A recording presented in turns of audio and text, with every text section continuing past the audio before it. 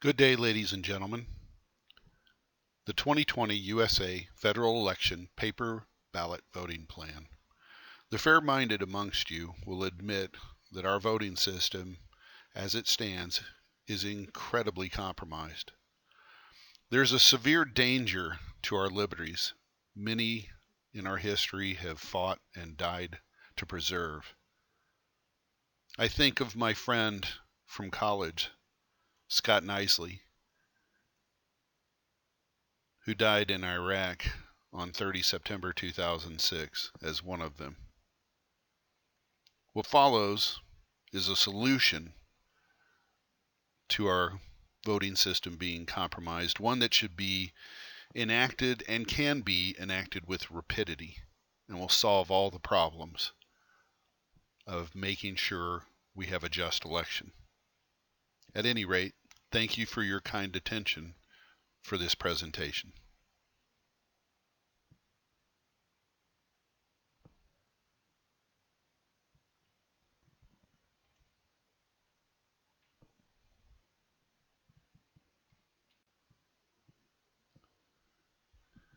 We as a country are being deceived vastly and with diabolical calculation. The history of deception strategies is long and varied.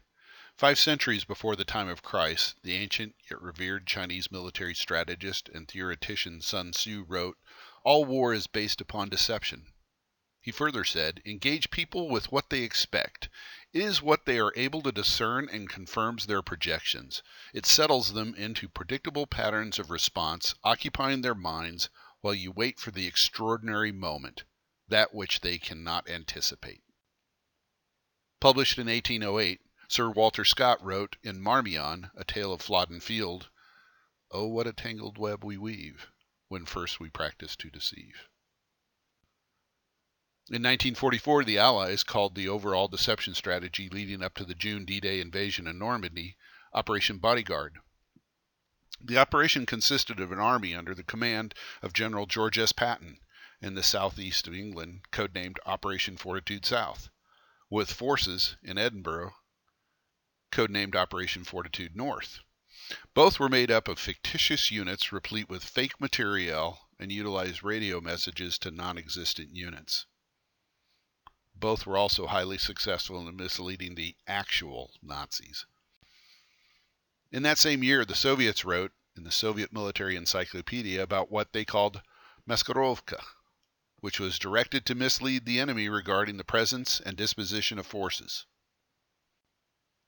With deception not limited to conflict or politics alone, mankind has also used deception as a form of entertainment. For hundreds of years, magicians used the art of misdirection to draw the attention of the audience from one thing in order to distract them from another. However, the current deception being perpetrated upon the citizens of the USA is anything but entertaining. The justification being used to suggest voting in person is somehow unsafe.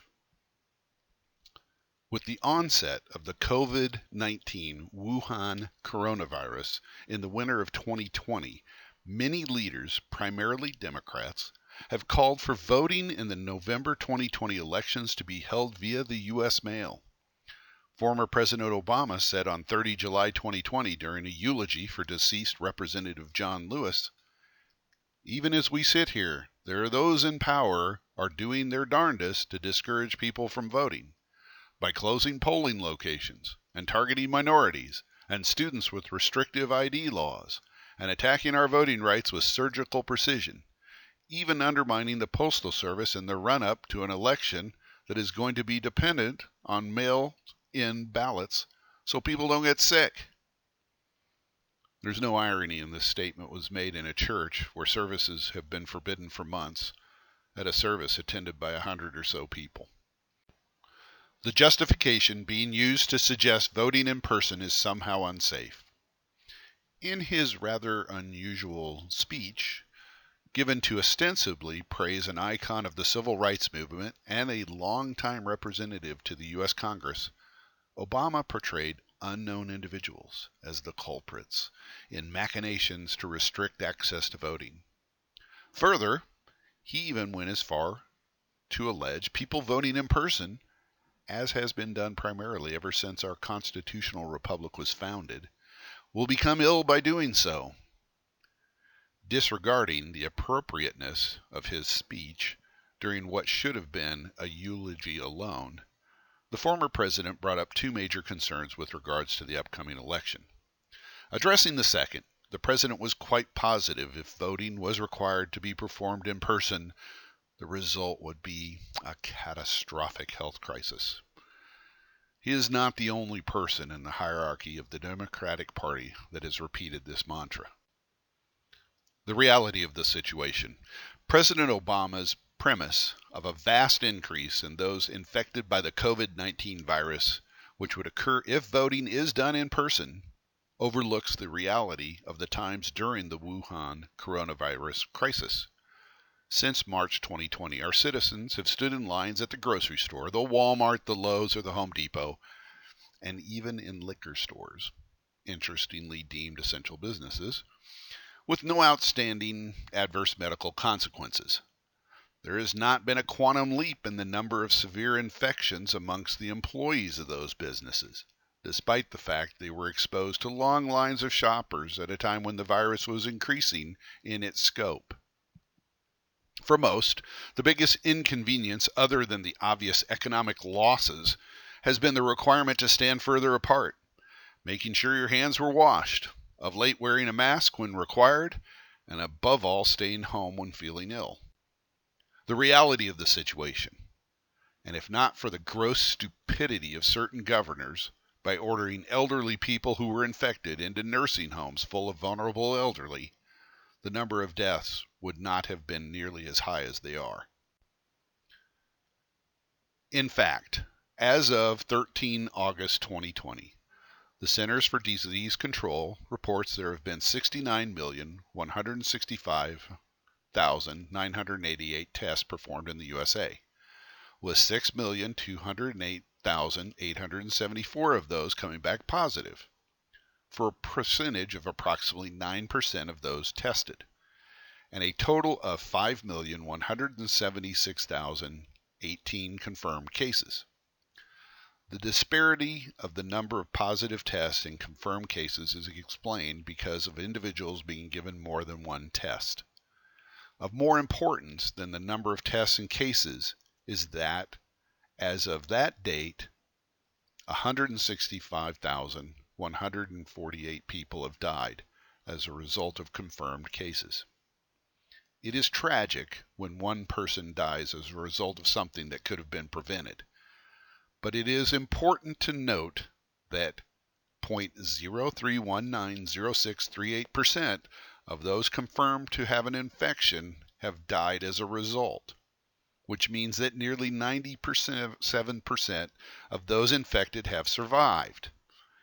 When the U.S. population, estimated as of 2 August 2020 to be 330,052,960, is taken into account, that means the 165,148 total deaths account for 0.0005003682% of the total populace. This means that 99.995% of the U.S. population have survived, inclusive of those infected or not. Further, the concern over illness being spread or contracted by voting in person is utterly demolished by the incredible stupidity of Democratic governors and mayors to allow large groups to gather in person to protest and then do nothing when legitimate protests morphed into a quarter of a year-long orgy of rioting, violence, and mayhem. Moreover, the feared potential for mass deaths due to COVID-19 has not achieved the annual level of deaths due to influenza or tuberculosis. Why mail-in voting? So the question arises, why are there so many, mostly Democrats, calling for voting via mail? Has mail-in balloting proven to be a highly efficient and superbly sacrosanct method of casting a ballot? In reality, the answer is no.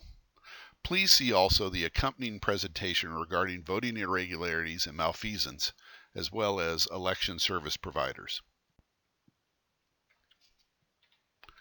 And recall, former President Obama was very concerned about unnamed persons restricting access to the ability to vote.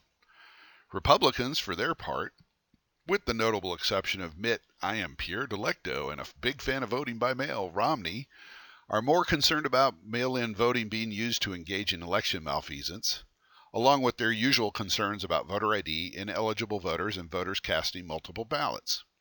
Much akin to the seeming coincidences of pallets of bricks or stones being delivered to multiple cities where no construction project was scheduled, or ads offering generous pay for those wishing to create disorder, which began appearing in classified sections of cities where protests over the death of George Floyd were beginning, it appears those pushing the mail-in voting scheme are doing so in order to distract us from what is the greater and true threat to the efficacy of the upcoming election. Herein lays the deception. What might really be going on? In 2019, Dr. Robert Epstein, an avowed Democrat, testified before the Senate Judiciary Committee. He had concluded the algorithms Google utilizes influence millions of votes to be cast for Hillary Clinton. What might really be going on? Well, perhaps of more concern is the number of counties in the USA in 2016 where there were more registered voters than voting-age citizens. Furthermore, there have been demonstrable problems with the few companies who provide voting services, from a lack of openness on the part of the companies themselves to software issues to outright failures. In a society where there are such diametrically opposed political philosophies, the specter of election malfeasance or inaccuracy is not only wholly unacceptable, but would be tantamount to the fuse of a powder keg being ignited. Making a reasoned estimate that if large-scale election malfeasance was going to be perpetrated, it is not too far-fetched to opine such interference would likely do the most damage and be attempted at the federal level. So relying upon electronic machines, only as good as the programs that run them, and the honesty of the programmers, and those who order them around, we are at risk. While there is no demonstrable information to indicate our tech overlords are engaged in active interference, it is a given that many of the technology moguls are progressive in their political persuasion. The voting equipment systems run on technology that a wealthy mogul could have the best chance of compromising based upon available resources and access to skill set. The companies who currently possess the largest number of government election contracts are less than forthcoming in information about ownership, undue influence, severe and unacceptable errors, and instances of incompetence. Thus, they should not be relied upon to be the collector of a vast majority of votes for the 2020 federal election. Of course, neither should mail-in ballots. The bottom line is the citizens of the United States of America deserve to have elections that are just and must be trusted, regardless of which side wins. Currently, as it stands, there is an exceptionally strong possibility the final outcome will be one that is not. The consequences of such a tragedy are unimaginable. So the question is, how may a trusted outcome be established? Well, what can be done? William of Occam's razor is a law of parsimony, adopting the problem-solving principle that entities should not be multiplied without necessity. More directly, the idea of the acronym KISS, popularized by the brilliant aircraft designer Kelly Johnson, is keep it simple, stupid. Both advocates espouse the same concept of simplicity by eliminating unnecessarily complex designs. Again, the question arises, what is to be done? The better idea. Simply put, trash the entire system for the election of federal offices and replace it with a simple one. Quit relying upon machines that can be manipulated and hacked, and instead rely on our children guided by our trusted servants. It would be ideal to include state and local offices, but that would add layers to the complexity of installing a just system with a deadline rapidly approaching of 3 November 2020. So concentrate on the federal offices and make sure they're done right. In this year at least, put the state and local elections back one day to 4 November 2020 and let them go off this cycle as planned. Add only increased scrutiny, especially in the precincts electing urban area district attorneys. After eliminating the usage of the electronic systems and the current precincts for federal offices, the USA should adopt a simplified voting system where 3 paper ballots are utilized. 1 for president and vice president, one for Senate, provided a seat is up for selection, and one for the representative to the Congress. The precincts would be redrawn upon lines commensurate with public elementary school zones, where one would send a child of elementary school age to attend school if they had one. In that fashion, it would be quite simple to determine a polling location, as all eligible voters would cast their ballot at the elementary school near where they reside. All students from the 6th grade level to seniors in high school would be asked to participate in the election process, with adult guidance and supervision, of course. Called up National Guardsmen would assist county election officials in rapidly consolidating each precinct register based upon the geographic confines of the elementary school zone, assisting some voters in acquiring the proper identification in order to cast an eligible ballot, and responding to voter inquiries to assure that those who wish to vote on election day may do so. They also, along with a cadre of volunteer honorably retired police and firefighters, will make up the teams that go in person to voter locations in the week prior to the election day, where the voter is either in an at-risk category posed by the danger of COVID-19 exposure or non-ambulatory, to present and collect ballots to be tallied.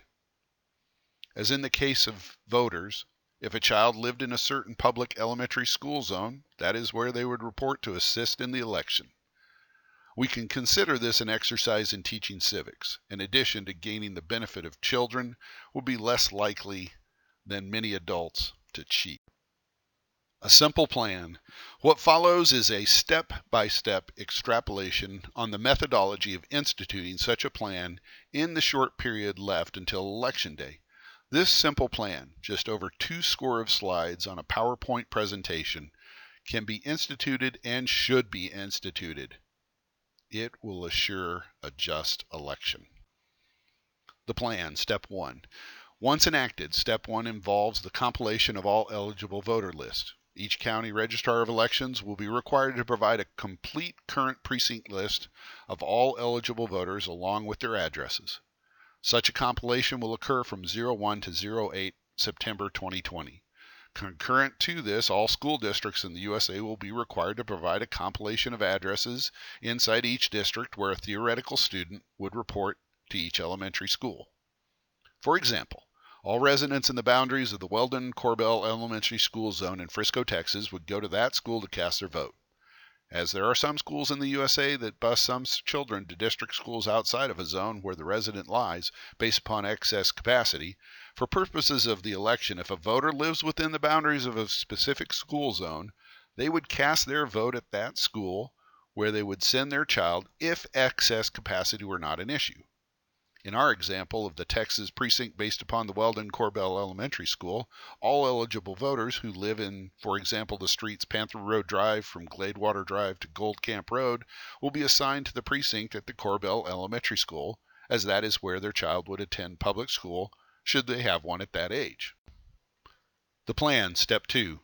Step 2 would be the call-up of National Guardsmen, preferably those residing in a reasonably close proximity to each school elementary zone. Initial call-ups will involve one squad consisting of 4 guardsmen and 1 officer for each zone. From 8 to 15 September 2020, these guardsmen will gather at each school in a room provided by the school and begin compilation of identifying the eligible voters from the list provided by the county, thus creating an elementary zone registry, and will begin providing assistance to any precinct voters who need assistance in procuring an ID. Simultaneous to this, county election officials will complete their version. Step 3 will begin simultaneous to Step 1 on 1 September 2020, but elements will go on until 23 October 2020 as it will involve a public service campaign.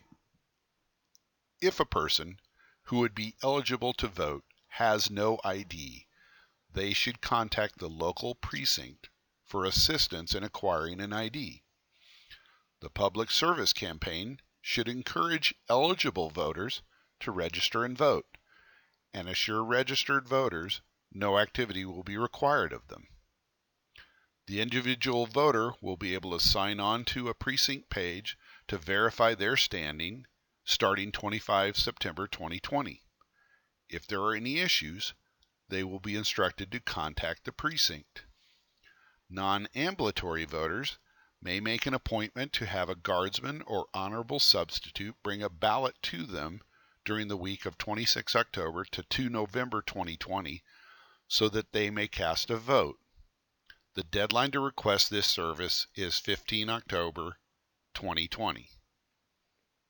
Based upon the number of requests, the commanding officer assigned to each precinct may request additional guardsmen or honorable staff to assure completion of all necessary appointments during the assigned time period.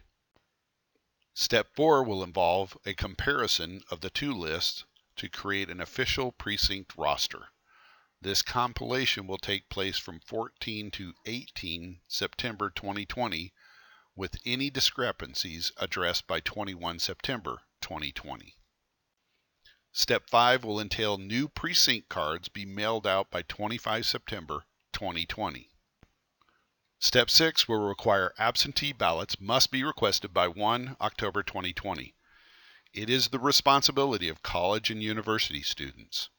Citizens out of their residential area on 3 November 2020, expatriate U.S. citizens or U.S. citizens working overseas to fill out an absentee ballot request based upon their official residence address in order to secure their right to vote. Members of the U.S. military will be extended all available assistance at the outset of this program so that they may secure an absentee ballot request and then receive their ballot well within the time frame required to assure the ballot may be cast. Absentee ballot requests will be made available at the office of every college or university registrar by 8 September 2020 and online on the Federal Election Commission website. It is the responsibility of the absentee voter to return their completed and sealed ballots no later than 27 October 2020. Meaning they have to have a postmark no later than 27 October 2020. Absentee ballots that fail to meet this deadline will not be counted. Absentee ballots should be sent to the new precinct location in order to be counted.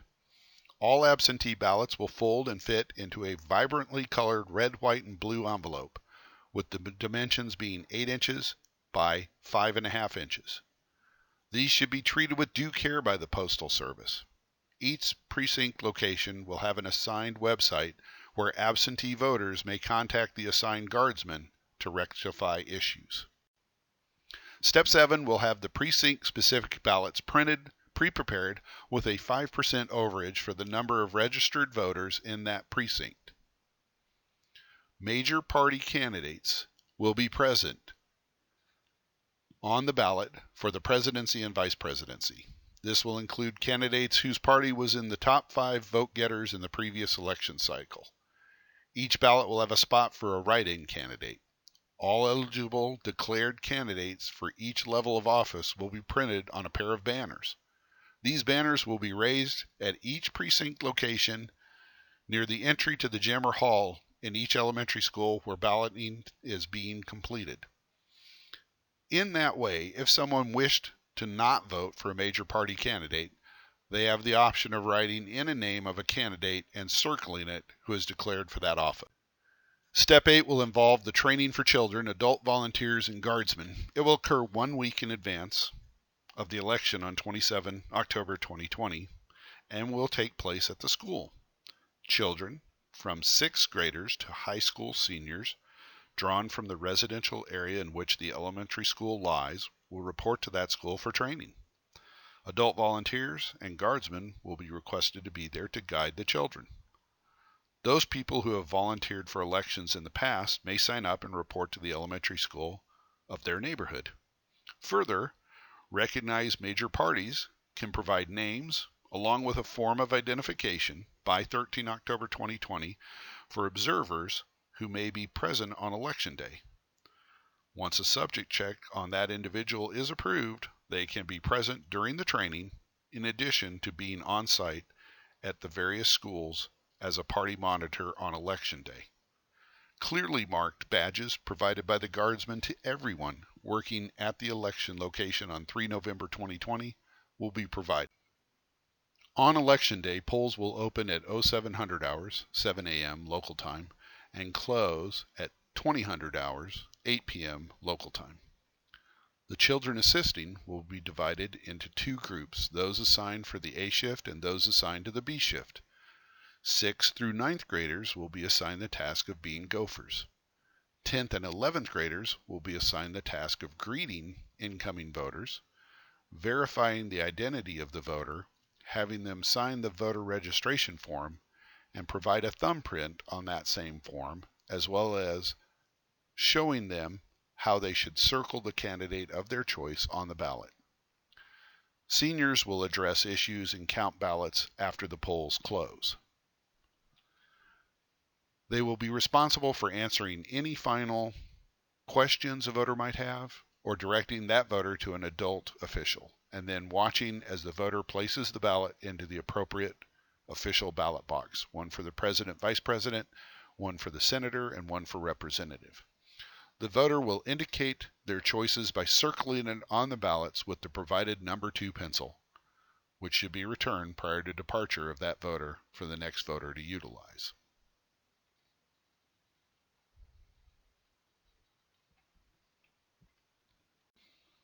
Step 10 will involve the procedure for the conclusion of voting at 2000 hours, 8 p.m. local time. The ranking guardsman will order entrances secured and then unlock the ballot boxes.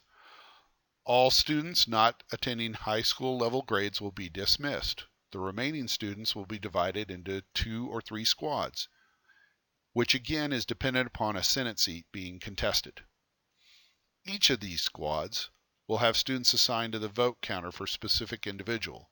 As an example, students will count all the circled votes for Donald Trump, Mike Pence, while another student will count all the circled votes for Joe Biden, Kamala Harris. Step 11 will involve a vote count confirmation by a second team of students for each candidate. This vote count will then be reconfirmed by a senior volunteer.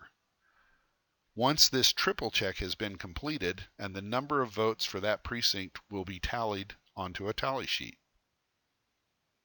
Then each paper will be numbered, beginning with 1 on the reverse side, and will be retained in order. If discrepancies in the account occur, the ranking guardsman, with several witnesses observing, will complete a recount to solve the discrepancy. Once the final precinct tally is completed, the tally sheet will be finished. At the order of the ranking guardsman, an assigned member will log on to the national computer system, provide the appropriate precinct password, and then fill in the state spreadsheet with the number of votes for each candidate and offices from that precinct. The paper ballots will then be collected, organized into their 3 categories, with the tally sheets placed on top, sealed in boxes, with precinct number clearly visible on the outside by the guardsman, and then transported to a designated facility in each state's capital by an armed squad of guardsmen. For example, if a candidate received 822 votes in a precinct, the ballot sheets would be clearly marked from 1 to 822 on the reverse once counting was done. Once the box precinct ballots arrive at the state capitol location, teams of 3 election volunteers will be assigned to break the seal on each precinct's boxes of ballots and in a systematic fashion scan each piece of paper in those boxes into a computer file, which will be retained. A state master tally sheet will be recorded off the precinct tally sheets in order. It will be compared to what has been recorded as the precinct results online. With no discrepancies found, the tally accuracy will be certified. Once scanning is complete, the boxes will be resealed and stored in a climate-controlled, secure environment. Guardsmen will observe this process until the scanned ballots, now again in their precinct boxes, are resealed and placed in proper order in storage. Any anomalies that may occur on election day will be handled by the casting of a provisional ballot. Staff will be assigned to log in these anomalies, collect the ballot, and place it into a separate box for the precinct. For example, someone who is on the register, has a voter card, but cannot find proper photo identification on the day of the election will be allowed to cast ballots for the 3 offices, but their ballots will be placed in the provisional box, and a note will be made describing the anomaly on the provisional register. These votes will only be investigated, rectified, and then counted, if appropriate, if the number of anomalous ballots could possibly swing the result of the election for the electors, for presidential election, for the state count for the Senate seat, or for the district count for the representative. If this is the case, and these ballots would not affect that result, then the state's results will be certified. Large notices will be printed explaining the federal laws that could be violated by anyone interfering, altering, misrepresenting themselves as a voter, or disrupting the precinct. Federal district attorneys will be instructed by the Attorney General to prosecute all cases vigorously. By adoption of this system, there are numerous benefits. First, this is an easily demonstrable method of assuring that the votes are counted and reported properly. Our military is of the highest caliber in the world. We should trust them to assure our election is pristine. The reason volunteers assigned to go out to people's homes to augment the guardsmen to collect votes from those with legitimate health concerns, our honorably retired police and firefighters, is that these people served our communities with distinction over decades, and they have been in people's homes possibly thousands of times over a career. Unlike the Marxists at Black Lives Matter, or paid volunteers paid by who knows whom, our citizens can trust these people to help. After all, that is what they did for a professional lifetime. Moreover, the likely second largest benefit of utilization of students to help run the election is to give our children a task they are able to manage to be part of something historic. It will be a great lesson in civics for these young people. Most importantly, unlike a nefarious political hack, a tech mogul with an agenda, or a potentially compromised tech company, students, with proper guidance, will stand up and do a clean job. Continued utilization of thousands of election volunteers, many of whom are elderly and who have been dedicated over the years, is also merited. They will provide an invaluable aid to the students and those tallying the votes. A third major benefit harkens back to former President Obama's assertion that people's right to vote is somehow being infringed by the heinous request of being asked to provide actual proof of whom they are. By offering weeks of assistance in securing proper identification for anyone who does not have said ID, this argument becomes moot. That is, unless one is to believe the efficacy of the assertion by assuredly snarky individuals that progressives really want to allow non-citizens and the ineligible the right to vote. Heavens to Betsy. As for the discussion on felons voting, suffice it to say that is a conundrum that needs to be put to bed another day. In conclusion, the author of this plan does not trust those who, with derision, can be called our tech overlords, or those of vast wealth who agree with 2016 presidential candidate Clinton that those of us in quote-unquote flyover country belong in a basket of deplorables.